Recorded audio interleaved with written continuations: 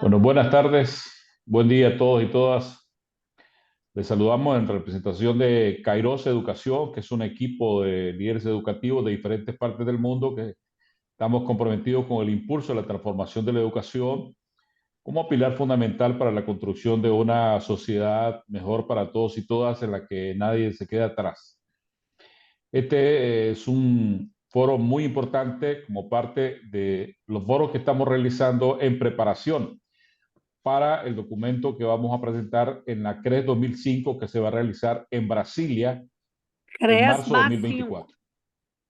Sabemos que se han realizado desde 1996 una serie de conferencias regionales de educación superior, 1996 en La Habana, aunque no se llamaba CRES, pero ya fue en la realidad la primera CRES. La primera CRES con ese nombre fue la Conferencia Regional de la Educación Superior realizada en Cartagena, India, en 2008. Y la última CRES fue la realizada en ocasión del centenario de la Reforma de Córdoba en 2018 en la Universidad de Córdoba. Y también estas conferencias han sido precedentes a las conferencias mundiales de la educación superior. 2009, una histórica conferencia mundial. Luego, 1999. Luego estuvo en 2009. Luego hubo una conferencia mundial más 5. Y la última conferencia mundial, la tercera conferencia mundial que fue el año pasado en Barcelona, España, donde tuvo un formato particular. Hubo un esfuerzo particularmente de los gremios y los sindicatos. Nosotros apoyamos, por supuesto, de que el tema del trabajo decente fuera incorporado como uno de los ejes. No se logró incorporar como uno de los ejes, aunque el eje estuvo presente, pues digamos ahí, ¿verdad? Pero no se incorporó como uno de los ejes. Sin embargo, es un tema fundamental y que sí está incorporado para la Conferencia Regional de Educación Superior más 5, que adquiere particular relevancia porque cuando la última conferencia regional realizada en Córdoba no habíamos tenido la pandemia, ni teníamos la situación actual en términos generales que no voy a especificar ahorita. Entonces tenemos nuevos retos, nuevos desafíos y también nuevas oportunidades.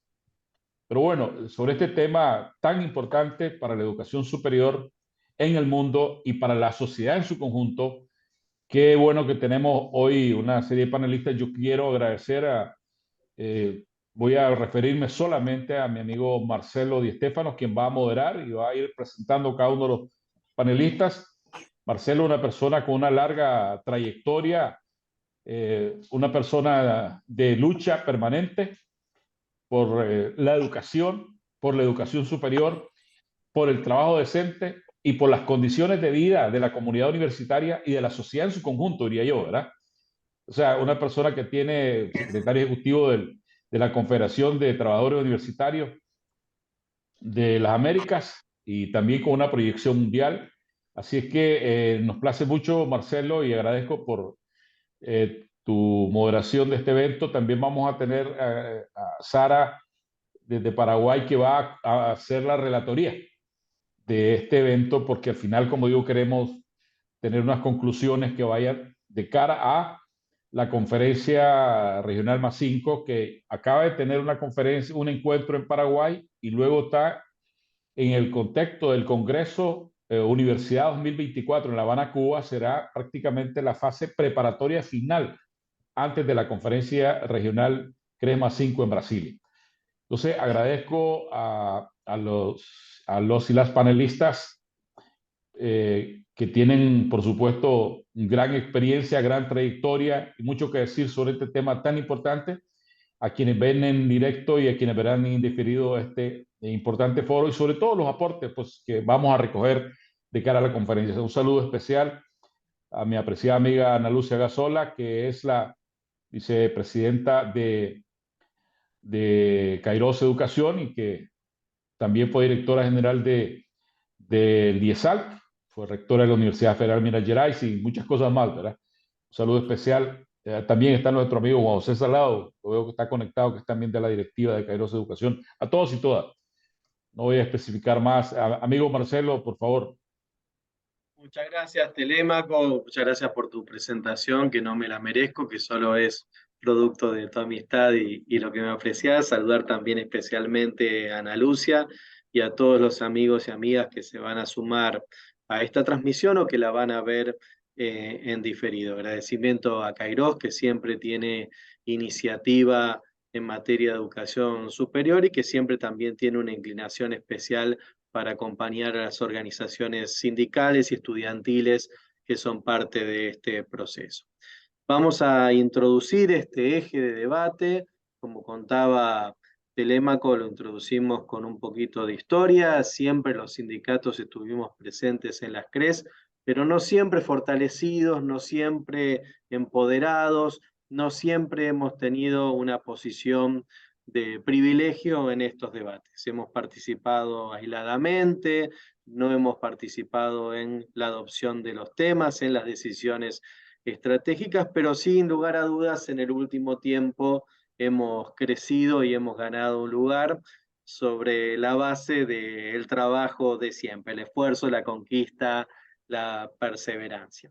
En el trabajo previo a la CRES de Córdoba habíamos obtenido ya algunos logros importantes. Fue la primera vez en la historia de las CRES que pudimos introducir 2 de los ejes de debate. Hicimos conferencias con relación a la formación de los trabajadores docentes y no docentes, y hicimos los aportes propios a los ejes de debates y a las declaraciones. Fuimos parte de la conformación de las hojas de ruta en las reuniones posteriores, como la de Lima, de la UNESCO, y logramos introducir algunos puntos importantes en esa declaración y hoja de ruta de la CRES que no tenían antecedentes. Y uno de ellos fue la necesidad del respeto del trabajo decente. Empezamos a hablar en las conclusiones de las declaraciones de que no era posible una educación superior, democrática, inclusiva, superadora,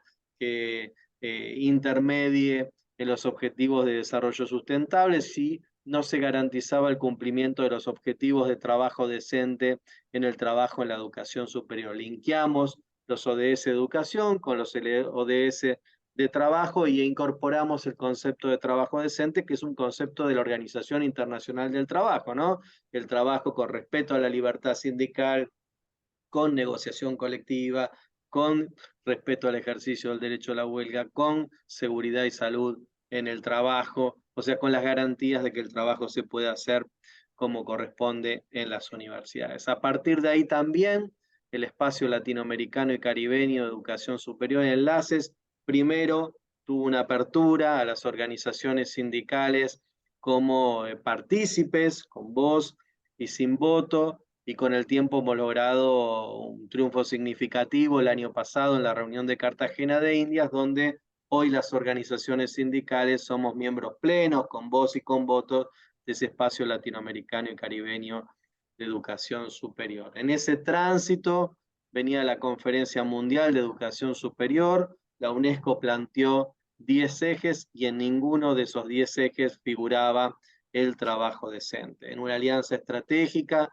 fundamentalmente entre FESIDUA, FESITRAUCAM, la UCLAE y la CONTUA, empezamos a reclamar la conformación del eje 11, así lo denominamos, y logramos un apoyo importantísimo de las organizaciones de educación superior de la región. La Red Kairos fue una de las primeras en decir tiene que estar ese eje 11, pero también lo hizo Enlaces, la UGM, la UDUALC, y batallamos fuerte, pero no logramos el objetivo de abrir en la discusión de la conferencia de Barcelona el tema del trabajo decente para incorporarlo a la agenda. No obstante, fuimos a Barcelona, lo planteamos en las distintas reuniones que tuvimos ahí y también con los funcionarios de la UNESCO y con los gobiernos progresistas de la región para incorporarlo posteriormente.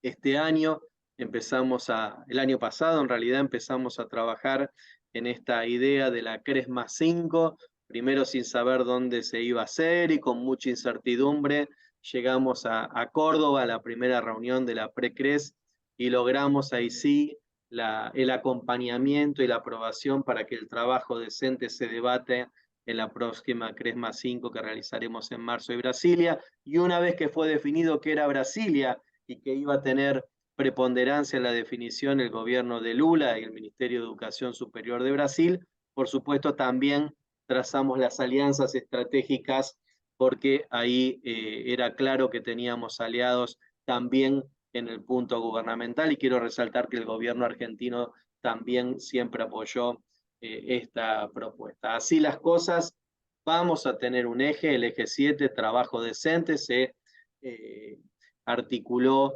un grupo de trabajo, un grupo de consultores, ustedes saben que 2 consultores los proponía el IESALC y 2 consultores lo proponía el gobierno brasilero, y en un acuerdo político donde participó Enlaces también, hemos logrado que quienes redacten el documento que se discutirá en Brasilia el año que viene, varios de los consultores, entre comillas, somos parte del esquema sindical. Está el compañero Luis Bonilla, que seguramente se incorporará más tarde, está la compañera Paola Arteaga, que fue propuesta también porque ella es dirigente sindical del sector de los científicos universitarios, y luego un compañero Fabio, que es del sector privado, que es un gran compañero que está haciendo aportes importantes desde otra perspectiva, no es la misma perspectiva que la nuestra, pero con muchas posibilidades. Así las cosas,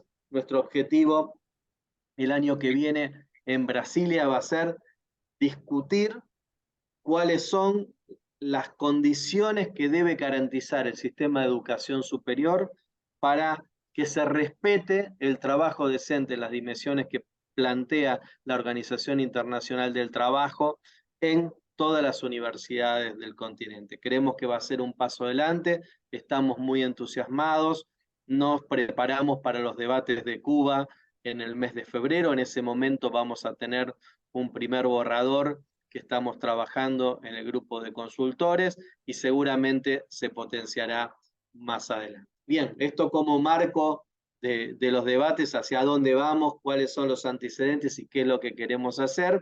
Y dicho esto, entonces sí, ahora me pongo en carácter de moderador y voy a hacerles respetar los 5 minutos, avisándoles un ratito antes a todos los amigos y amigas que van a participar de este debate. En primer lugar, le paso a mi querido amigo Marcelo Mañasco. Marcelo es el decano de la Facultad de Medios Audiovisuales de la Universidad Nacional del Arte y al mismo tiempo como dirigente sindical, es dirigente sindical de la Federación de Docentes Universitarios Nacionales, FEDUN, de Argentina, de la Federación Sindical de Docentes Universitarios de América del Sur, FESIDUAS, y también preside la Federación Latinoamericana de Trabajadores Científicos y es parte de la Federación Mundial de Trabajadores Científicos, un militante muy activo del movimiento sindical internacional y especialmente en estos temas, con el cual estuvimos también en Paraguay la semana pasada participando de la reunión de la UNESCO. Marcelo, bienvenido y tus 5 minutos. Tenés apagado el... Perdonen. Muchísimas gracias, agradezco entonces nuevamente bueno, a todos los que están aquí, para no nombrar a todos, pero especialmente, por supuesto, a Ana Lucia y a Telémaco, que se han puesto en sus espaldas todo este gran trabajo realmente que es Kairos, empezando, si no memoria no me falla, en medio de la pandemia, esa situación tan compleja que Ana Lucia la cito cada tanto diciendo si es que iba a haber o no una pospandemia, ¿no? Entonces, estamos todavía en esa extraña situación. A Marcelo, no sé si agradecerle o no a mi amigo Di Stefano, le hago un chiste, nos conocemos hace muchísimos años, la verdad. Ha hecho un gran resumen, entonces parte de lo que va a decir no lo quiero repetir, pero así fue. La verdad que mismo este punto, este eje es una novedad que debemos, por un lado, celebrar.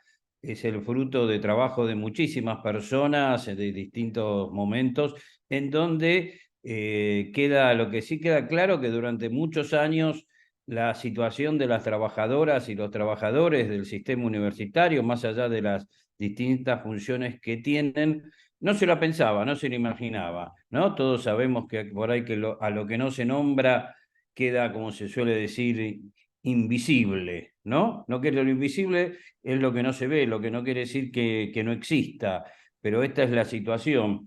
Y el eje que tenemos, que además hubo una pequeña discusión porque decía trabajo docente, después fue no sé si la palabra es discusión, que fue un error, entonces se pasó de trabajo docente a trabajo decente, y que tiene la verdad un gran título. Digo, si tenemos que volver a pensar el trabajo decente, es que en muchos de nuestros países no es tan decente el trabajo en el sistema universitario. Esa es la verdad con la que nos encontramos, porque ese trabajo decente habla de las condiciones de vida. ¿Y de quién es esto el trabajo decente? De los actores de la educación superior. Es como hay tres niveles.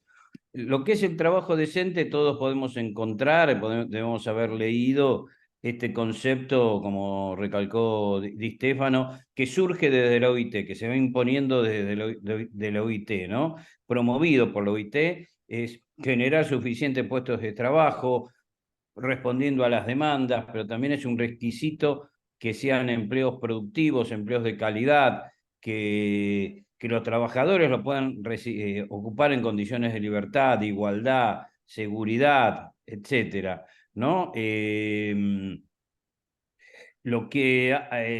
Dicho así, quienes vivimos en nuestro continente sabemos que eso es bastante complicado, ¿no? En la mayoría de las universidades, además, en muchas, no sé si la mayoría, muchas universidades, se renuevan los cargos cada 6 meses, por ejemplo. Entonces, difícilmente podemos hablar, por ejemplo, de la calidad del sistema universitario cuando los docentes, en nuestro caso, se mantienen entre la duda si van a seguir trabajando o no. Los niveles de investigación, por supuesto, empiezan a ser absolutamente deteriorados, ¿no? Y después, a mí me sorprendió desde el primer día, y aprovecho para decirlo acá, esta idea de los actores. ¿Qué quiere decir que es un actor? Yo por ahí tengo, como señaló Marcelo, el vicio de venir de las artes, sobre todo de las artes audiovisuales, además. Un actor es alguien que es dirigido, para empezar. Es alguien que interpreta algo, ya sea improvisado o en algún texto escrito por otro, ¿no? Por supuesto, un actor además utiliza todo su cuerpo. Por ahí se utiliza como metáfora de quien está trabajando ahí, ¿no? En vez de poner trabajadores directamente, ¿por qué se pensó utilizar una especie de extraña metáfora como la metáfora del actor, ¿no? Que es alguien que interpreta algo que no es. Pero bueno, yo aprovecho para decirlo acá, yo creo que directamente se tendría que haber puesto trabajadores, trabajadoras y no a los actores. Porque estamos hablando del trabajo decente, también en este punto no están incluidos los estudiantes, me parece, ¿no? Si bien como metáfora sí serían actores del sistema universitario. Es decir, y salvo que sea una licencia no poética, que como empezó con el trabajo decente, no quisiera volver a repetir esa palabra, ¿no? Y después, ¿cuáles son las condiciones de vida? Este es el otro punto. Es decir, es un nivel que abarca muchísimo, realmente. ¿Cómo hacemos para analizar toda esa situación? ¿Qué es la condición de vida? ¿Cómo hacemos para hablar en nuestra región, que es realmente inmensa, realmente si sumamos América Latina y el Caribe, y algunos ahora también quieren sumar los latinos o los hispanos parlantes y portugués parlante de Estados Unidos, es un mundo completamente inmenso de lo que estamos hablando. Pero igual, eso digo, bueno, ya es un paso importante, porque las condiciones de vida están, por un lado, las condiciones económicas, ¿no? El otro día yo estuve en la OEI y todavía no hay grandes estudios comparados de cuánto se gana en cada país, por ejemplo, en los docentes universitarios. Y esas condiciones económicas, ¿cuáles son las condiciones sociales que a las cuales puedan llegar a adquirir? por supuesto, tampoco cuáles son las condiciones políticas dentro del sistema universitario y cuáles son las condiciones políticas en los países que nosotros vivimos. Acá hace poco, todos sabemos, hubo movimientos muy complejos, El muy tiempo, complejos. Marce. Bueno, entonces voy cerrando. ¿Ya, me falta un minuto o ya me pasé? Empiezo a hablar y me Cerrá, olvido. cerrá, Bueno, cerrá, cerrá. listo. Apago, me voy. No, mentira. Solamente, bueno, entonces voy cerrando esto. Nos tocó un punto que es importantísimo. Se vino luchando mucho para que con las discusiones en las distintas CRES y los distintos foros, por ahí este es el más amplio, es a lo que más nos costó llegar, para que se hable de la condición del trabajo y de la importancia que tienen las trabajadoras y los trabajadores. Más aún, y con esto cierro, porque ¿cómo podemos pensar que, como se viene imaginando, y se habló el otro día en Paraguay, de una universidad sin docentes, ¿no? Alguien largó la pregunta, es cuando las máquinas estén listas para reemplazar a los profesores, así se hará, ¿no? Una cita de Clark. Pero entonces tomamos la palabra y dijimos, creemos que todavía no está. Esto en relación a la enseñanza remota, etcétera. Va a haber una tendencia en algunas universidades, y es lo último, sobre todo en dar enseñanza encapsulada, es decir, lo filmo y lo voy repitiendo y los alumnos lo van tomando esa filmación, a la cual es pagada una sola vez. Pero bueno, me voy, no quiero aburrirlos demasiado. Muchísimas gracias nuevamente a Kairos y a todas las organizaciones y a Kairos por esa energía que le va poniendo en estas discusiones. Muchas gracias, Marcelo, por tu intervención y que abre varios debates para adelante y que serán parte de la Conferencia Regional de Educación Superior. El tema de los actores, en el documento tendremos que ir perfilando cuál es, hacia dónde queremos ir efectivamente los debates, y el tema de la digitalización, un tema interesantísimo que tenemos que seguir discutiendo. Es el turno ahora de otra compatriota, arrancamos los argentinos, pero prometemos que inmediatamente después cambia. Vamos a presentar a la licenciada Claudia Baigorria, ella es secretaria técnica de perfeccionamiento y actualización docente de la Federación Nacional de Docentes, Investigadores y Creadores Universitarios, la CONADU histórica, es secretaria general de la Central de Trabajadores de la Argentina, la CTA Autónoma de la provincia de Santa Fe, y me encantó la última línea de la presentación, que es sindicalista, feminista e internacionalista, que yo creo que efectivamente la define por completo. Claudia, bienvenida, adelante. Gracias, Marcelo. Bueno, también de rigor, agradecer, sentirme muy reconfortada por la compañía de tan valiosos colegas, compañeros, con quienes hemos venido transitando también algunos días bastante difíciles, como fueron los días de pandemia en aquel entonces, y luego, bueno, algunos encuentros que también pudimos tener. Agradecer especialmente a Kairos también, a Ana Lucia, y bueno, Luis, que fue quien me invitó particularmente, Luis Bonilla, que no ha podido ingresar todavía, pero un placer para mí reencontrarme con ustedes, aunque sea de manera virtual.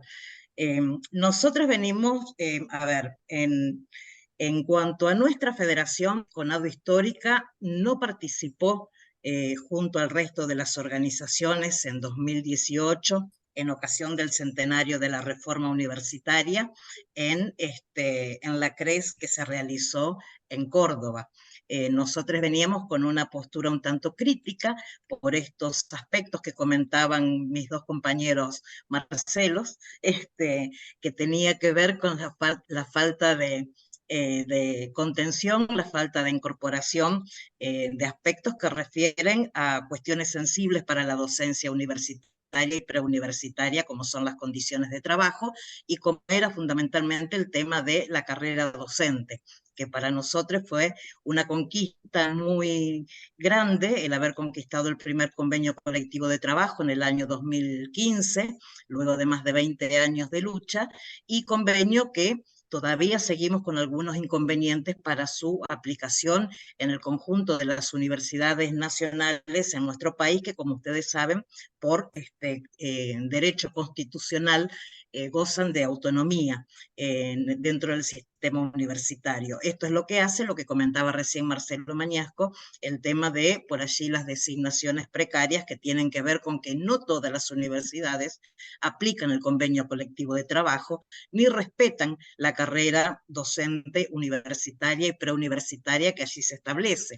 Entonces, cuando hablamos de trabajo decente, corresponde también hablar de qué tipo de trabajo decente y sobre todo después de lo que fue la precarización laboral que padecimos y padeció todo el planeta en ocasión de la pandemia, ¿no? En especial docencia, todos los sectores en general sufrieron precarización en sus trabajos cuando fueron virtualizados sus tareas, pero en particular la docencia, y esto que, como decía, nos había costado tantos años de lucha, el conseguir una norma que a nivel nacional y de manera unificada estableciera las pautas del trabajo docente en el ámbito académico, en el ámbito de la investigación, el tema de la extensión, la cantidad de horas, etcétera, etcétera. Todo esto voló por los aires cuando fue la pandemia, todos lo saben, ¿no? Todos lo sabemos. Luego, en la pospandemia, que nos faltó este debate, más allá de que, bueno, lo dimos nosotros en el tercer Congreso Internacional contra el Neoliberalismo Educativo, que se realizó a partir de la iniciativa de Otras Voces en Educación, se realizó hace unos meses en Panamá, pudimos encontrarnos también quienes habíamos organizado en pandemia el primer Congreso Mundial, y nos encontramos con muchos de ustedes, muchas de ustedes, también durante aquellos meses de septiembre, donde se habló mucho de los temas referidos a la precarización laboral y a la incidencia de las políticas neoliberales que este capitalismo venía a instrumentar dentro de nuestros ámbitos educativos. Bueno, esto que decíamos, el trabajo docente mediado por tecnologías va a ser algo transitorio y será mientras dure la pandemia hasta que veamos de qué modo salimos y volvemos a la tan ansiada presencialidad que tenía que ver con esto, con el contacto con los estudiantes, con el tema de recuperar el aula como territorio de intercambio para los procesos de enseñanza-aprendizajes, y considerábamos que era, insisto, algo transitorio, hasta que empezaron a sonar algunas voces también dentro del sistema universitario que decían la virtualidad vino para quedarse. Y efectivamente la virtualidad vino para quedarse. Celebro que nos estemos pudiendo encontrar virtualmente en momentos en que cada uno tiene también sus otras actividades, ¿no? Ahora, ¿cómo se hace para volver a hablar de trabajo decente cuando tenemos, al menos a partir de las nuevas normativas que fueron apareciendo luego de la virtualidad y que vienen a convalidar situaciones que tienen que ver con trabajo docente híbrido, donde se concibe una nueva presencialidad a partir de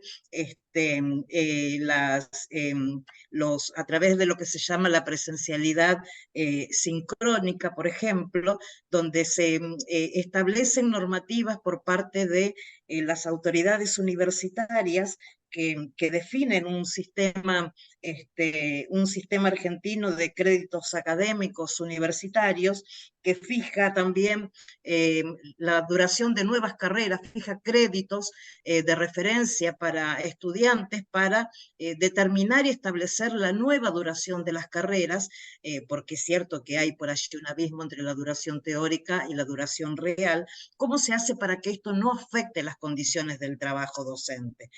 No sé si estoy siendo clara con esto, pero quiero decir, aparecen aristas que son normativas y que son alertas para nosotras y nosotros, de acuerdo, porque no se han debatido con el sector docente universitario, porque se fija y se establece como nuevo sujeto del ámbito de la educación superior al estudiantado, lo cual es correcto. Para nosotros también el movimiento estudiantil ha sido siempre sujeto esencial de todos los procesos de enseñanza-aprendizaje. Ahora creemos que esto modifica y altera lo que son las relaciones establecidas, relaciones laborales establecidas en nuestro convenio colectivo de trabajo y en todos los convenios colectivos de trabajo de la región. Entonces, en esto habrá que estar alertas también, lo digo como alerta para la próxima CRES también, que cuando hablamos de trabajo decente hay que poder debatir con los actores involucrados, como lo decía Marcelo, y que saludo el trabajo que pudieron estar avanzando para que este eje se incorpore. Y por último, y para finalizar, el tema de la recuperación del salario.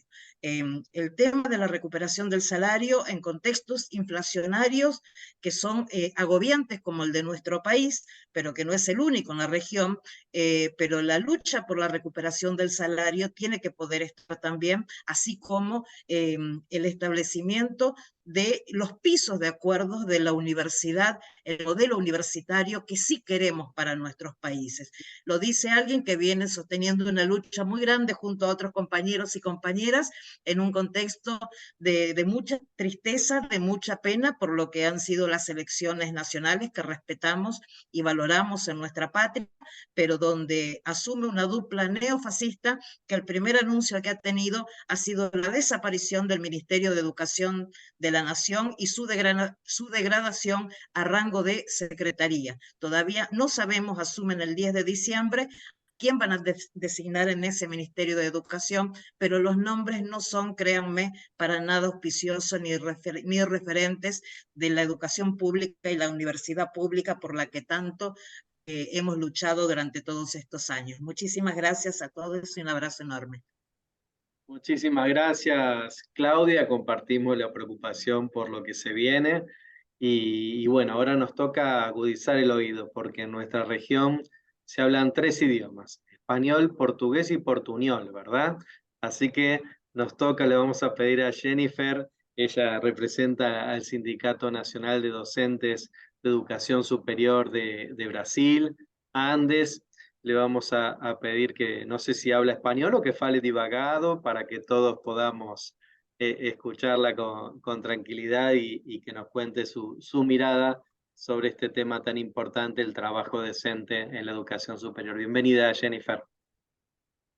Muito obrigada, Marcelo. Boa tarde a todos, a todas, a todos. Eu vou falar em português, vou falar devagar, despacio, para que possamos compreender. E tentar, nesses 5 minutos, falar de um tema tão importante, um tema muito abrangente e complexo, mas necessário, né? Então, agradecer primeiramente o convite, né, da Icairóis. Nós, do Andes Sindicato Nacional, construímos essa luta na América Latina, portanto, a participação aqui para nós é muito significativa para ampliar a luta e botar o nosso português na cena também, aqui dessa construção da luta nesse espaço, que é o espaço também do Andes, um sindicato internacionalista, com certeza. Para falar sobre a questão dos atores da educação superior, para falar sobre o que é o trabalho docente desses professores, eu elenquei aqui 3 questões para rapidamente, nesse tempo, a gente conseguir colocar no debate, né? Que é exatamente a precarização do trabalho, a intensificação do trabalho e a questão dos direitos em si, que também se relacionam às questões como remuneração e salário. Nós estamos, nesse momento, no Andes, junto ao governo federal, que é o governo do presidente Lula, em um momento de negociação por uma reposição salarial de aquilo que a gente chama um achatamento, um arroxo salarial de muitos anos. E nós conseguimos, né, a gente considera uma conquista muito importante que ocorreu agora no ano de 2023, no primeiro semestre, lá em maio, nós conseguimos uma pequena recomposição das perdas que os cálculos extrapolam 40%. Nós conseguimos 9%. E nós estamos em pleno curso de negociação para que a gente possa alcançar percentuais maiores nesse processo de recomposição salarial, que tem uma relação direta com a vida do trabalhador docente, uma relação direta com a manutenção da existência, com as condições de cada professor e de cada professora nesse país. E aí, a gente vive numa universidade no Brasil, uma universidade pública que está precarizada, com estruturas muito decadentes em alguns aspectos, com baixíssimo investimento em pesquisa, com um contingenciamento de orçamento que atinge a grande maioria das nossas universidades. E aí eu faço um parêntese importante, porque nós temos uma característica da diversidade das nossas universidades, que elas são federais, ligadas ao governo federal, elas são estaduais, ligadas aos governos estaduais dos 27 estados, e também temos universidades, e inclusive uma recém-ingressa no sindicato, que é uma universidade distrital da capital, que é Brasília, né, que é um distrito. Então, nós temos essa diversidade, e mesmo nessa diversidade, uma característica comum é a precarização desses espaços, justamente pela ausência, né, e pelo decréscimo, ou seja, a diminuição ao longo dos anos do investimento nessas instituições. E, por óbvio, que isso chega até nós docentes. Não tem como a gente ter qualidade no nosso trabalho, a gente ter a dignidade no nosso trabalho em espaços que estão precarizados. E, principalmente, em espaços em que a nossa atuação ela está intensificada. Ou seja, a gente tem carga horária de trabalho maior, né?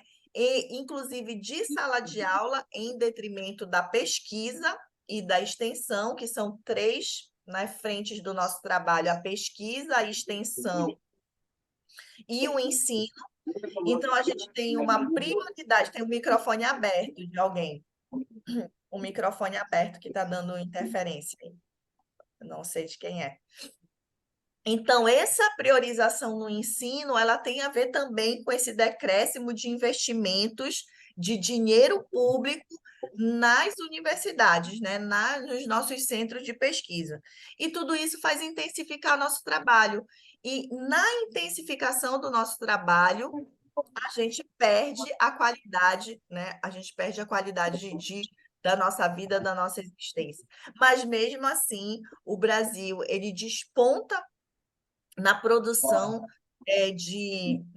na produção científica mundial. A gente tem aí um cenário muito aguerrido de pesquisadores e pesquisadoras que levam essas universidades, né, para os centros de excelência de pesquisa, mas a gente tem essa contradição. Obrigada, Marcela. Eu vou concluindo nesse último minuto para dizer uma distorção também que a gente tem nesse Brasil, que é imenso, né, porque essa é uma característica nossa. Nós somos um sindicato de professores do ensino superior, que é um sindicato que tem cerca de 70 mil filiados, ou seja, é um dos maiores sindicatos da América Latina. Estamos em mais de 120 universidades, em 120 seções sindicais do Andes, né? Então, a gente é um sindicato nacional, nós não somos uma federação, nós somos um sindicato nacional que congrega essas seções sindicais, e para dizer que elas são muito diversas. Elas são tão diversas e isso se expressa, inclusive, na questão salarial. Tem alguém com o microfone. Perdón, Francisco, ¿podés silenciarlo al compañero Juan José? El profesor Salado está con el micrófono abierto. Acho que ele não está nos escutando. Compañero Salado Sánchez, si puede cerrar el micrófono, por favor. Gracias. Pronto. Perdón, Muchas gracias. Então, para encerrar, essa diversidade, essa grandiosidade do Andes que se expressa nessas mais de 120, esses 120 lugares espalhados por todas as regiões do país. Eu sou uma mulher da Amazônia, eu estou aqui em Belém do Pará, na Amazônia, né, na Amazônia brasileira. E nós temos essa diversidade, e nisso também temos condições de trabalho completamente diferentes, que têm a ver com esses regionalismos. Na Amazônia, a Universidade da Amazônia, ela é muito diferente das condições da Universidade em São Paulo, no Rio de Janeiro, que são grandes centros, onde o PIB, né, é muito mais alto. Então, esses fatores, eles tornam esses atores, né, da educação superior totalmente diversos, mas nós temos uma conexão que é fundamental, que é a defesa da universidade pública e do direito à educação pública para a nossa juventude, para toda a nossa população, e principalmente que tudo que é produzido nessas universidades esteja a serviço do povo brasileiro, esteja a serviço da população e principalmente da emancipação nessa sociedade. Então, por hora é isso, né, que eu gostaria de contribuir, mas ficarei aqui para a gente seguir debatendo. É isso, obrigada. Muchas gracias, obrigado, Jennifer. Sin lugar a dudas, bueno, se te entendió perfecto. Tu portugués es un portugués amable para los de habla hispana, no como los nordestinos, que en general nos cuesta mucho entenderlos, sino todo lo contrario. Es un portugués que se permite escuchar, y sumaste un elemento muy importante, que es la diversidad hacia adentro de los sistemas, ¿no? Me parece que eso es importante también, y ver cómo el movimiento sindical brasilero está dando respuestas en la salida del gobierno de Bolsonaro en un proceso de resistencia, y ahora tratando de justamente perseguir la recuperación de derechos. Hemos sido testigos de la lucha de Andes y de FASUBRA en conjunto, que todo el tiempo están trabajando en Brasilia, negociando estas leyes que vienen a recuperar derechos. Muchísimas gracias. Nos vamos para el Caribe. Le toca el turno a nuestro querido amigo Jorge Lefebvre Tabarés. Él es ensayista, editor y docente, imparte cursos en varios recintos del sistema de la Universidad de Puerto Rico y en la Universidad del Sagrado Corazón. Es actualmente el vicepresidente de la Asociación Puertorriqueña de Profesores Universitarios, APU, el Sindicato de Docentes del Sistema de la UPR. Bienvenido, Jorge, adelante. Buenas tardes, ¿me escuchan bien? Perfecto. Voy a empezar por la buena noticia, esa última oración de que somos el sindicato del cuerpo docente del sistema de la Universidad de Puerto Rico reciente, porque fue el mes pasado que triunfamos en una elección sindical.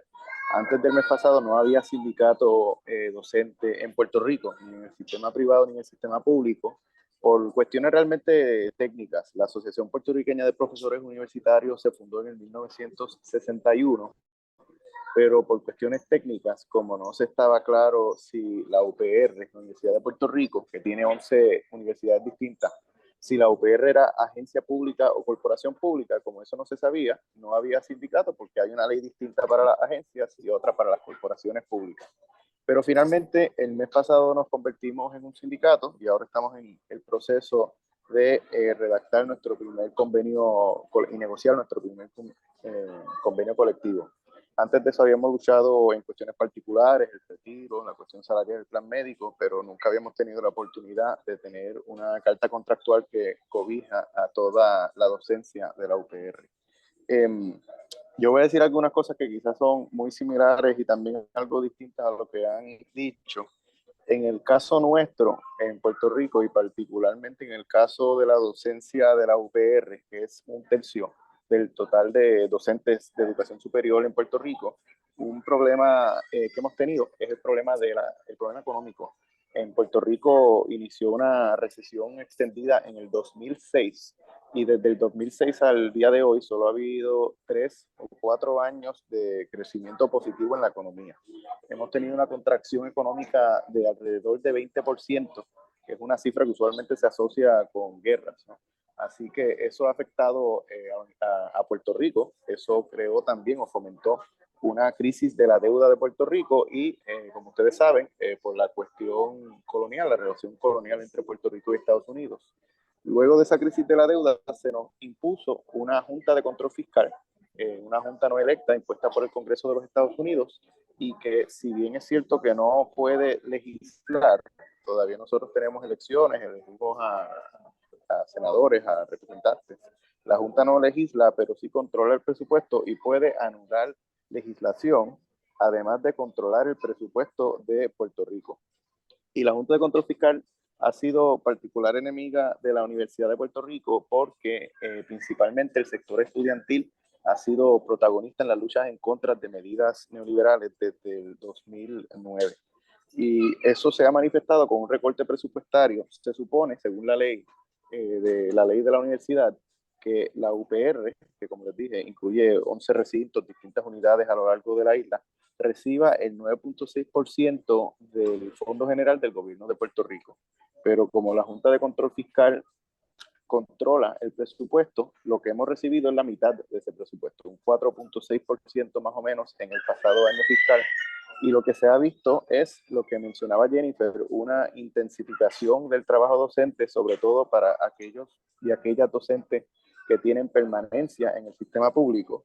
Pero quizá el problema mayor que hemos visto con respecto a las condiciones laborales es que el proceso de congelación de plazas permanentes ha llevado a un aumento dramático en la docencia sin plaza, ¿no? Las personas que son docentes, y como mencionó Marcelo al inicio, tienen contratos de 6 meses y eso, y muchas veces en distintas universidades. Yo soy docente sin plaza, yo he enseñado en 5 años en 5 recintos distintos de la Universidad de Puerto Rico, y la UPR también hace malabares para no reconocer docentes que están trabajando a tiempo completo. Pueden tener media jornada en un recinto, media en otra, pero se les paga como si estuviesen trabajando a tiempo parcial. Y la diferencia en la UPR entre un contrato a tiempo completo y a tiempo parcial es la diferencia entre estar por debajo del nivel de pobreza o tener un salario relativamente decente dentro de las condiciones económicas en Puerto Rico.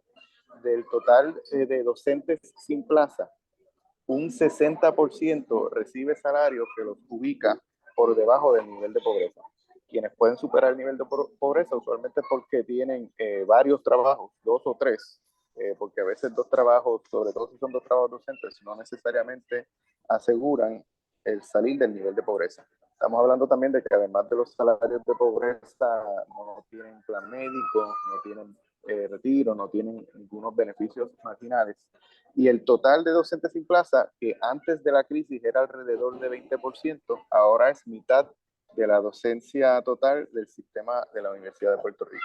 Creo que me dijeron que me queda un minuto, así que iré cerrando con el tema de los docentes que sí tienen permanencia. ¿Qué ha ocurrido con ellos? El último aumento fue en el 2014 y desde entonces el costo de vida ha aumentado un 37%. Lo que en términos prácticos significa que ha habido una reducción salarial del 37% para los docentes con permanencia. El tema de los cupos por clase, eso ha cambiado mucho. Antes era el departamento que decidía cuántos estudiantes deberían formar parte de este curso, y ahora el cupo lo determina el salón de clases. Se ponen la mayor cantidad de estudiantes hasta lo que permiten las leyes de salud y seguridad en Puerto Rico. Pero antes, ahora con 4 clases, un docente con permanencia puede tener la misma cantidad de estudiantes que antes tenía en 5, 6 o 7 clases, ¿no? Es casi una duplicación del trabajo docente, aun cuando todavía técnicamente la cantidad de clases que se imparten no ha cambiado. Y a eso se le suma el tema que ustedes ya conocerán, el ataque a los planes médicos. En Puerto Rico no hay realmente, para efectos prácticos, salud pública. El sistema de salud se privatizó en los 90. Así que ha habido un ataque a los planes médicos de los docentes con plaza, un ataque al retiro que por ahora hemos logrado detener, pero es uno también de los elementos que quiere impulsar la Junta de Control Fiscal, y esperamos ahora con el derecho a la negociación colectiva y la creación del primer sindicato de docentes en la UPR, poder, dentro de todo, contrarrestar esta tendencia. La APU, que es una organización conocida en el país, con este proceso de sindicalización más de triplica su matrícula, así que esperemos que eso también pueda ayudar en lo inmediato a los docentes, pero también esperemos que esta experiencia como sindicato reconocido pueda ayudarnos a seguir estrechando lazos y participando de espacios como estos. Muchas gracias, Jorge, por la intervención. Felicitarlos por el trabajo de organización sindical. Hemos dado seguimiento en los últimos años a la situación en Puerto Rico con nuestros queridos amigos de la Hermandad de Exentos Empleados No Docentes de la Universidad de Puerto Rico, que son afiliados a nuestra organización, la Contúa, y que siempre están luchando frente a la presión del imperio, ¿verdad? Que limita la autonomía y cualquier posibilidad de crecimiento que tengan los puertorriqueños. Nuestra solidaridad de siempre. Le toca el turno al amigo Rigoberto Reyes Sánchez. Lo tenemos ahí, le pedimos a ver si nos está escuchando. Él es sociólogo y latinoamericanista, profesor de la Universidad de Bienestar Benito Juárez, sede Álvaro Obregón, investigador de la Universidad Autónoma Metropolitana Lerma y del Centro de Investigación Laboral y Asesoría Sindical, colaborador del profesor Luis Bueno en temas de sindicalismo y educación superior. Rigoberto, adelante, bienvenido. Hola, ¿qué tal?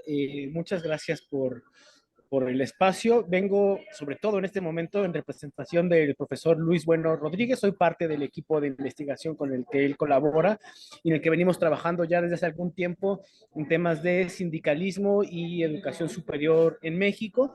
Y bueno, voy a compartir pantalla. Lo que quiero presentar es un avance de un modelo para calcular el déficit de trabajo decente en el ámbito universitario, en particular, en específico, en el ámbito del trabajo docente, ¿no? Del trabajo de profesoras y profesores. Entonces voy a compartir. ¿Me podrían habilitar la opción de compartir pantalla, por favor? ¿Sí se me escucha bien? Estoy en un espacio público, hay un poco de ruido. Se te escucha perfecto. Ok.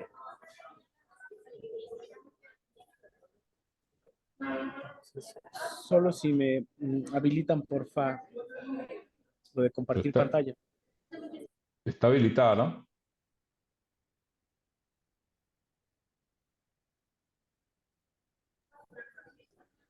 Me aparece un letrero de que dice el anfitrión inhabilitó la función de compartir pantalla. Sí, yo lo verifiqué también y está inhabilitado. Bueno, la realidad es que, para ser sincero, yo no sé dónde vamos a ver. Bueno, si no, para no perder el tiempo, para aprovechar estos espacios, lo puedo ir comentando, lo puedo ir platicando. Las diapositivas, pues, eran útiles, pero no son... Pruébalo, a ver si. ¿Vale? A ver, hago una prueba. Sí, ya puedo, ya puedo. No.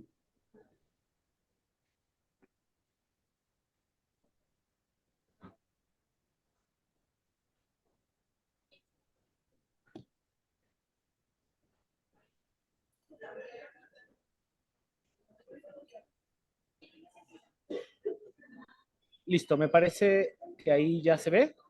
Sí. Bueno, iba a comenzar por la definición de la OIT del trabajo decente, pero como ya lo comentaron, me saltaré esa parte. Algo que me parece importante es que la OIT tiene estos cuatro pilares para su programa de trabajo decente, ¿no? De cómo llegar al trabajo decente.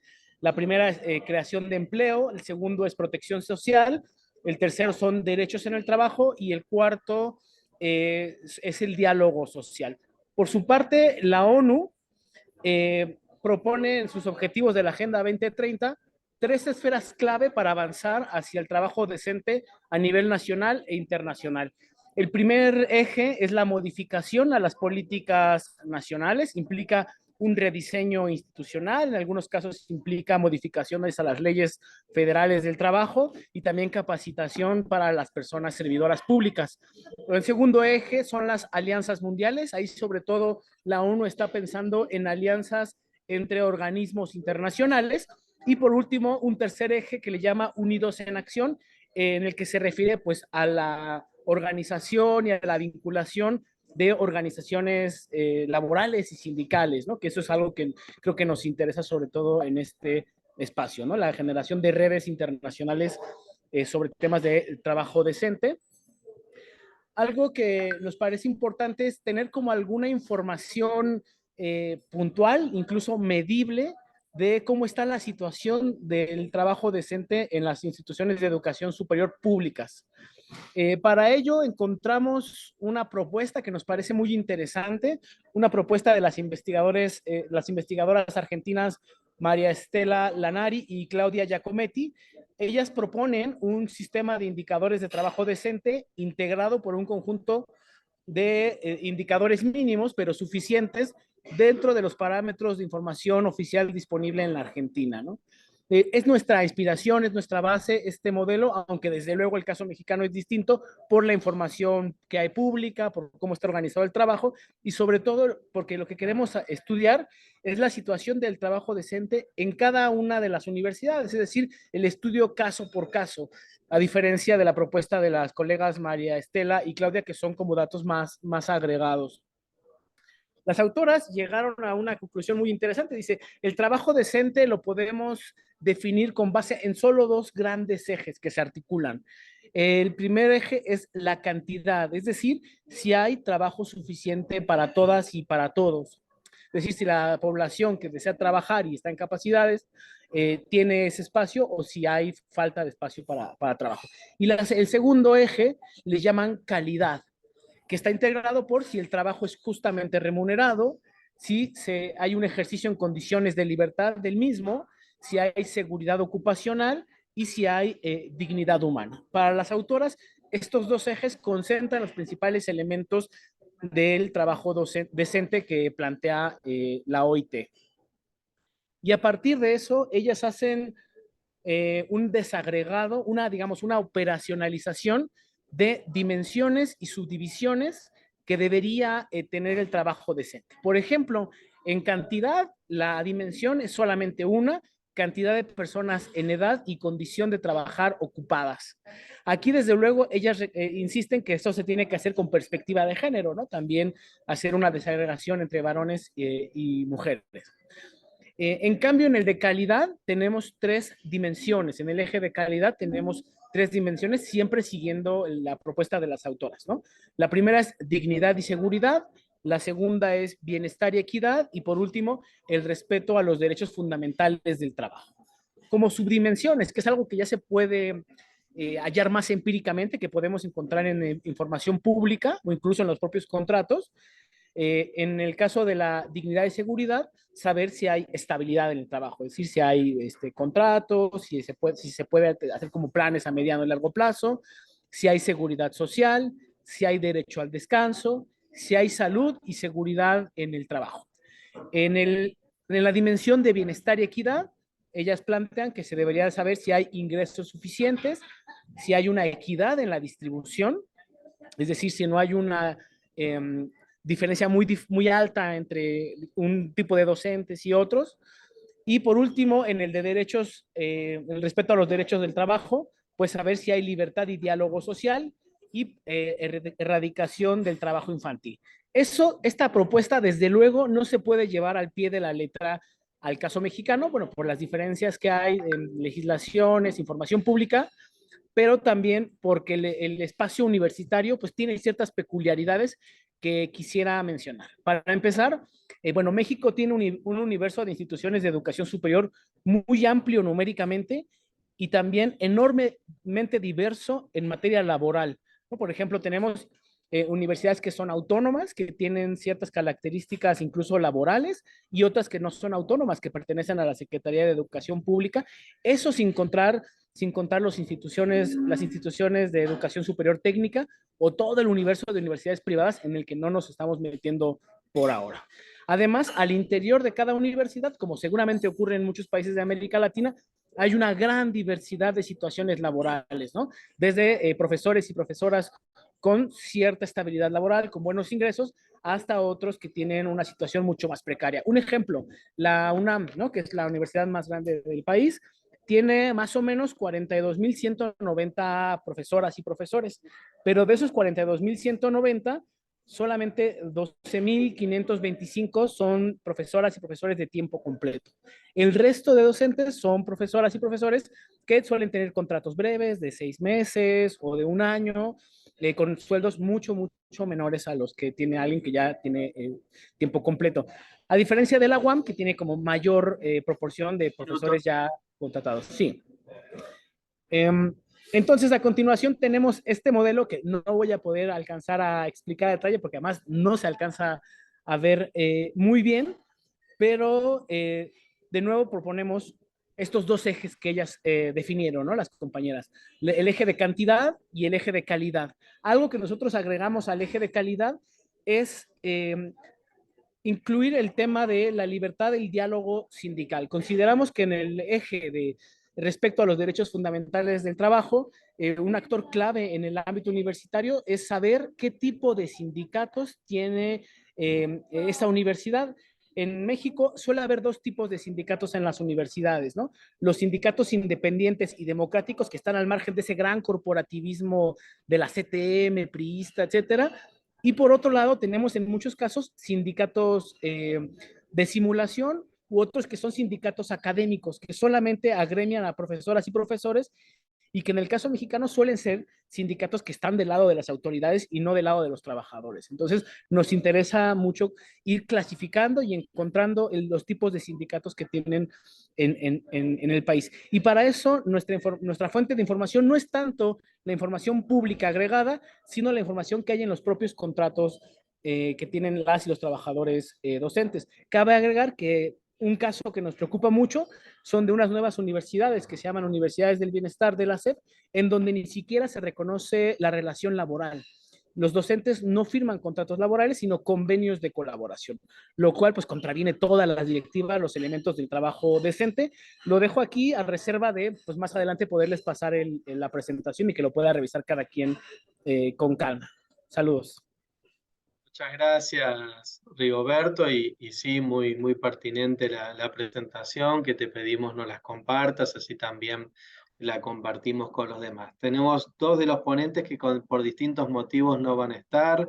Víctor, que tiene problemas de conexión, también Luis tiene problemas de conexión, pero Luis nos dejó una presentación en YouTube que Telémaco y el equipo de Kairos luego la van a subir. Por cuestiones de tiempo, la extensión de la presentación de Luis iba muy por fuera del rango que estamos trabajando en este seminario, entonces no tenemos tiempo de seleccionar alguna de las partes y sería la verdad que no estaría bueno si nosotros elegimos qué parte de la presentación de Luis iría, así que sin embargo no nos vamos a privar de esa opinión porque se va a poder subir a los medios de Kairos. Les propongo que levantando la mano, si alguno de los ponentes quiere hacer algún agregado de 1 minuto, 2 minutos antes de pasarle a Sara para que haga el final, que ya estamos en tiempo. Si alguno quiere hacer un agregado, si no, le pasamos a Sara. Bueno, entonces vemos que la tenemos a Sara acá presente, la voy a presentar. Sara Raquel López es trabajadora social, profesora de la Facultad de Ciencias Sociales, Universidad Nacional de Asunción, Sociología y Trabajo, es secretaria adjunta del Sindicato de Trabajadores y Trabajadoras de la Faxo, Sintrafaxo UNA. Bienvenida, Sara, te pasamos la palabra para que hagas una conclusión de este debate. Ahí está Sara. Ahí estoy. Bueno, realmente una discusión bastante productiva en términos de las coincidencias que uno puede encontrar. Yo quería resumir básicamente en 4 elementos que me gustaría luego escribir y a lo mejor pedirles a ustedes que me envíen algunas cosas que, por ejemplo, no me quedaron muy claras. Agradecerles también este espacio, ¿verdad? Y bueno, la tarea que me dan porque implica un poco también estar conectada a la discusión.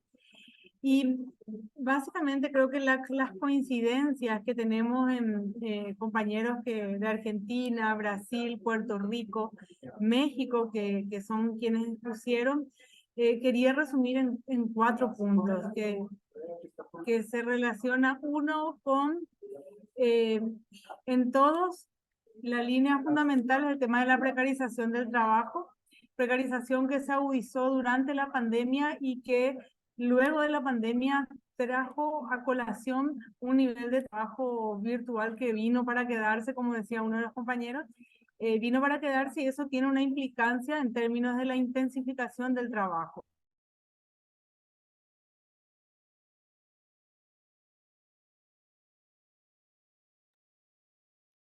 Se nos quedó, ¿no, Sara? Quedaste congelada, Sara. Que varios Parece que se congeló, ¿eh? ¿Se Ahí congeló? estás de vuelta, adelante, adelante. Bueno, gracias. Que tiene vinculación con el tema de los derechos, derechos que se relacionan con el salario, que en muchos de los casos se congelaron desde un tiempo importante, y por otro lado, ¿verdad?, con los índices de inflación, por supuesto que se redujeron considerablemente. Y el otro elemento es el tema de la diversidad, o sea, el reconocimiento de la diversidad, no solamente de tipos de universidades, de tipos de trabajo, de tipos de contratos y también de tipos de sindicatos, ¿verdad? Que el último compañero adicionó, ¿verdad?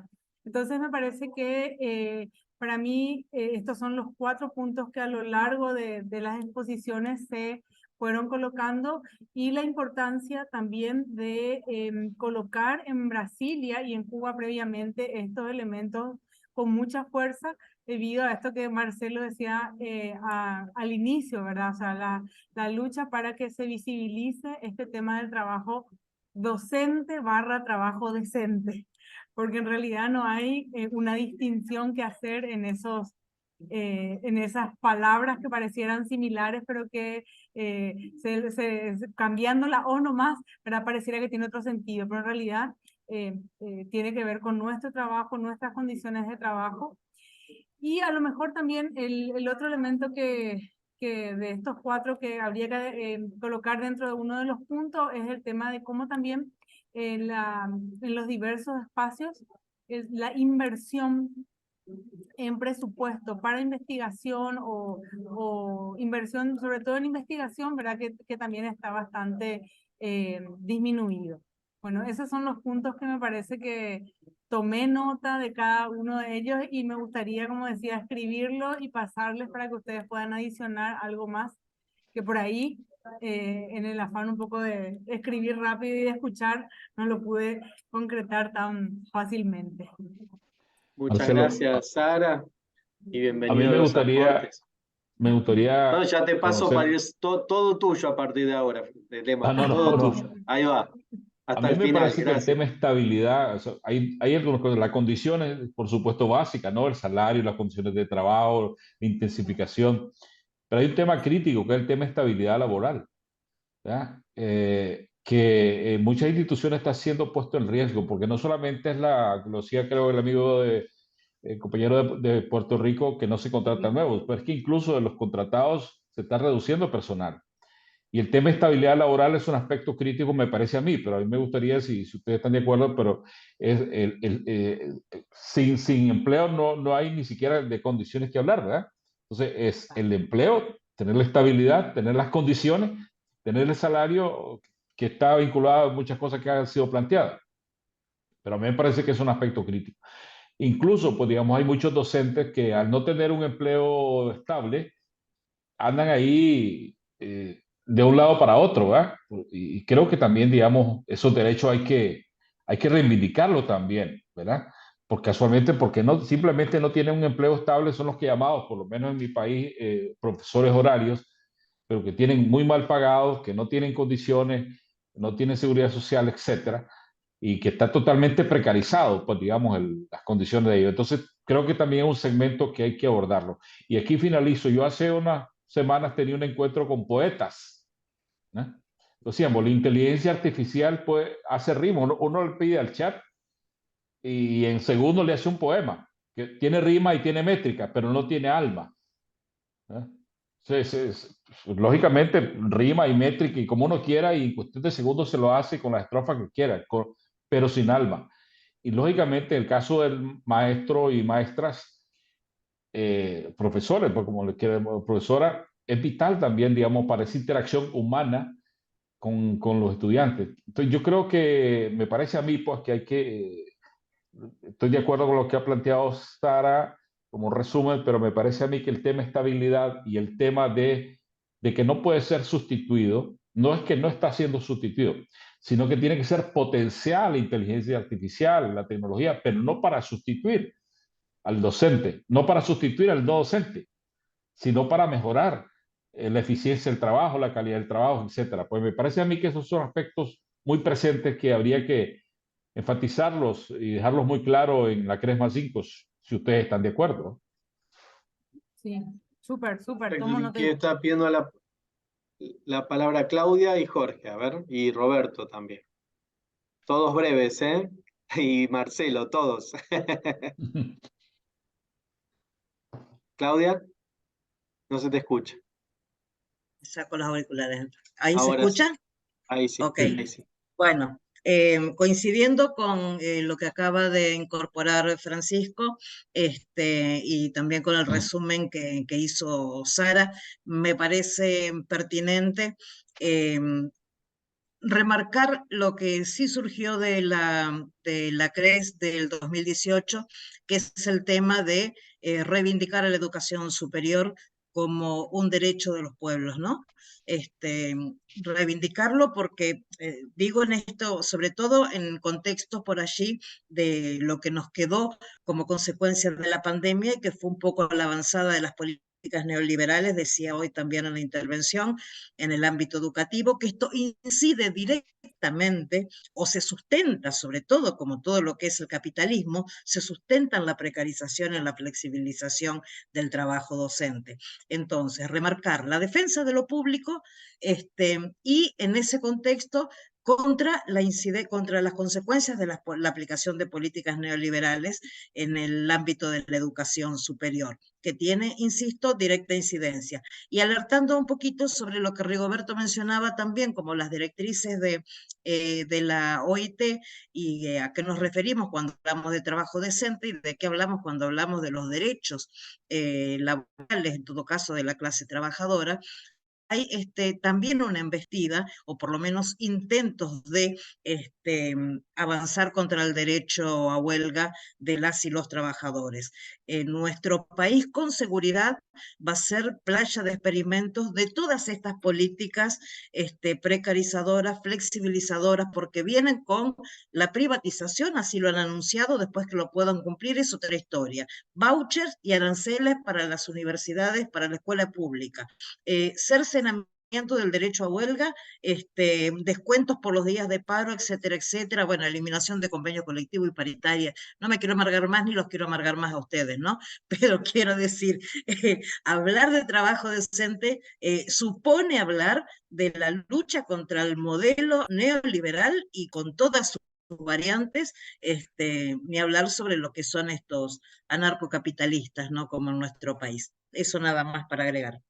Ay, perdón, y una chiquita, cuando hablamos también de el tema de diversidad, hablar de la perspectiva de género en la educación superior, montones de cosas, cuando se precariza el trabajo tiene que ver también con la mayor cantidad de horas dedicadas a los cuidados, la pérdida de poder investigar o publicar por parte de las compañeras docentes, así que eso, disculpen. Gracias, Claudia. Jorge, un minutito, adelante.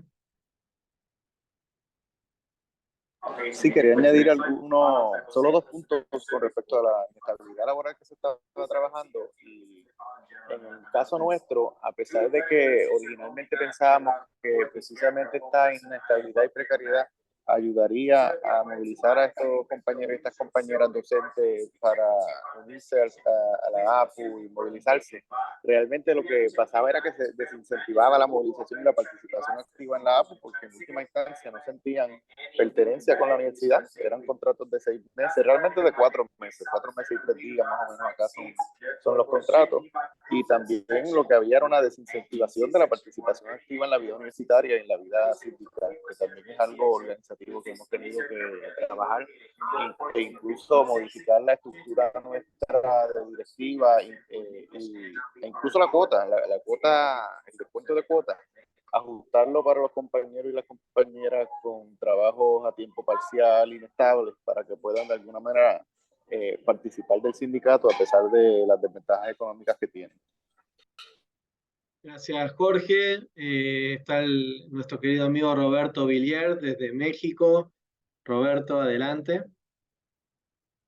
Hola, buenas tardes aquí en México, buenas noches por donde andan algunos. Bien, yo quisiera traer a esta discusión los perfiles, sobre todo docentes. Normalmente las instituciones tienen profesores de carrera y profesores de tiempo parcial. Se supone que los profesores de tiempo parcial tienen una experiencia profesional, activa, y pues vienen a la universidad pues, a contar de esas experiencias de la vida profesional. Entonces son profesores de tiempo parcial.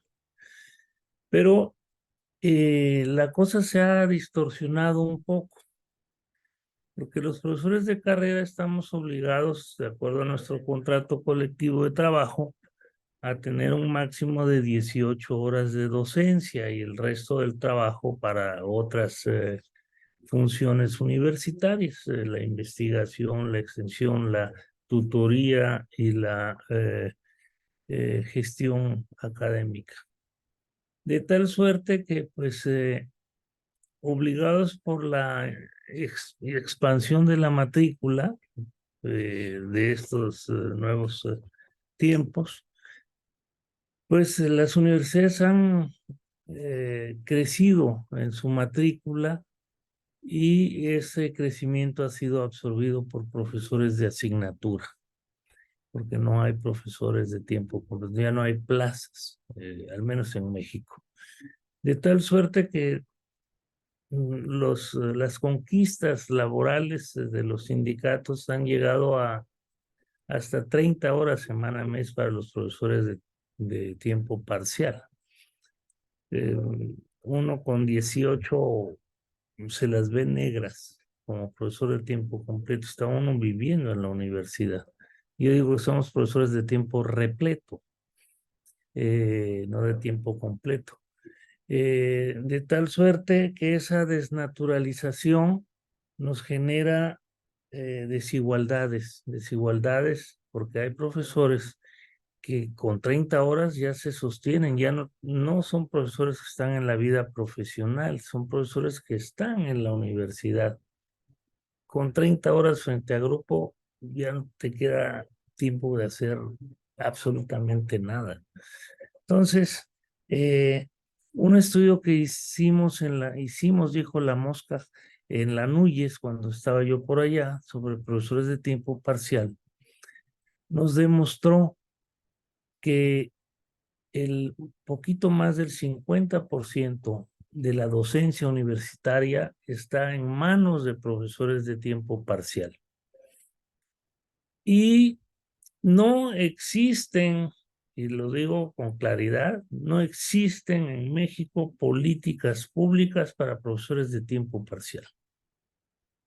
De hecho, hay un gran déficit financiero de todas las universidades porque no se alcanzan a pagar desde el presupuesto, desde el subsidio universitario, los salarios de estos profesores de tiempo parcial. Entonces se jala de otros lados el recurso para poder hacer frente a esta demanda de la matrícula universitaria. Entonces, yo creo que una de las cosas que tenemos que plantear es que exista política pública, no solamente para los profesores sindicalizados, porque también hay categorías. ¿Estás o no estás sindicalizado? Si estás sindicalizado, tienes prerrogativas que se establecen en el contrato colectivo de trabajo. Si no estás sindicalizado, hazle como puedas. Pero obviamente son profesores que están en la universidad, sean sindicalizados o no, deben de tener los mismos derechos, porque dicen que a mismo trabajo igual remuneración e iguales derechos. Entonces, creo que sí hay que insistir mucho en esta parte de generar política pública para profesores de tiempo parcial. Muchas gracias, Roberto, por el aporte, Marcelo, y vamos terminando. Bárbaro. No, las palabras de Telémaco y también después las de Claudia nos recordaron la importancia de la estabilidad laboral, como en todos los trabajos, pero en las nuestras, decir como lo contrario de la estabilidad es esta situación de docentes precarios, una situación de precario y que cada vez se va tornando cada vez más precario el trabajo. Y estas cosas se sufren. Según los datos de la OEI, según los países, pero entre el 70 y el 80% de los investigadores en toda nuestra región, en Latinoamérica y el Caribe, están relacionados al sistema universitario. De los otros 20, no quiere decir que sean además privados, son de empresas y muchas son empresas del Estado. Durante la pandemia, salvo la hermana República de Cuba, ninguno de nuestros países fue capaz de hacer una vacuna, ¿no? Algunos, como lo veo a Di Stefano, que como suele ser mi público, lo repito siempre esto, pero la verdad es esa, no hicimos la vacuna, tuvimos que salir a comprar las vacunas a precios viles, en donde las distintas potencias, para llamar de alguna manera, todos los que fabricaban las vacunas, ya sean estatales o privadas, las cobraron a precios carísimos, ¿no? Y tuvimos que ponernos en la cola los últimos de los últimos. Creo que el deterioro de la precarización del trabajo en los sistemas universitarios, ahí se ven los efectos, cuando se salen ahí. Es uno que, digo, un semáforo que más verde que eso no puede ser, ¿no? Es un semáforo que nos marcó claramente esta situación. Y esto también, algo que me había olvidado, tampoco podemos decir, la vida es eterna en 5 minutos, decía Violeta Parra, pero no podemos hablar todo en 5 minutos, es en cuanto a la formación y la capacitación continua de los trabajadoras y trabajadores docentes, y seguramente y también, por supuesto, perdone, administrativos o no docentes, como le decimos en Argentina. La pandemia fue un caso. La mayoría de nuestras universidades fue exitosa. Se pudo seguir manteniendo, dando esta educación remota, educación a distancia, pero en realidad lo que dimos fue una educación, una enseñanza durante la pandemia. Fue otra situación, yo creo que gracias al esfuerzo titánico de administrativos, docentes, estudiantes, de todas los trabajadoras, trabajadores y estudiantes, etcétera, en donde los docentes pasaron a ser, de estar frente a un aula, a ser unas especies de productores audiovisuales, donde tenían que ver cuál era la luz, cuál era la cámara, cuál es el sonido, etcétera. Nos hicimos expertos en cosas que antes no sabíamos o muchos no sabían de alguna manera que existía. Y solamente para ir cerrando, creo que algo que sí, que creo que lo remarcó Telémaco, ¿no? Como esto, o Claudia, la educación como un derecho humano, ¿no? La educación también superior también como un derecho humano. Es decir, una formación continua. Además, los tiempos, por un lado, son muy veloces. ¿Y cuál es esta idea de también, no voy a tomar de vuelta 5 minutos, este concepto de lo digital o la inteligencia artificial, etcétera, ¿no? Como parecería ser. Claudia habla mucho, ¿no?, de la economía neoliberal, que para mí tiene básicamente 2 objetivos. Una, claramente, es que los ricos no paguen cada vez menos impuestos, y si no pueden pagar, mejor, y que los trabajadores cada vez cobren menos, y si podemos volver a la categoría de esclavos, mejor.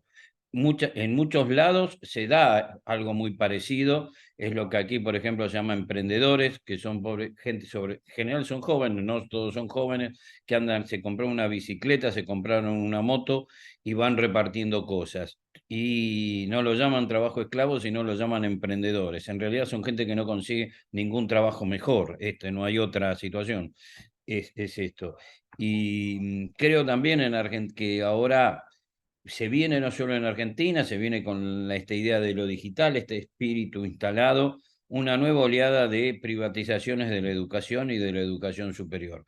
No es que esté en contra de las universidades privadas, yo soy un defensor de la universidad pública, pero creo que esta ola de privatizaciones va a ser una especie de remake de lo que en un momento hablábamos de universidades garage, ¿no? De pequeños lugares sin mucha supervisión, que van a estar dando títulos universitarios y sobre todo a distancia, con productos como todos tenemos en el cable, que hay canales que son de productos enlatados. Bueno, no los alcanzo más, seré breve. Muy buenas noches a todos.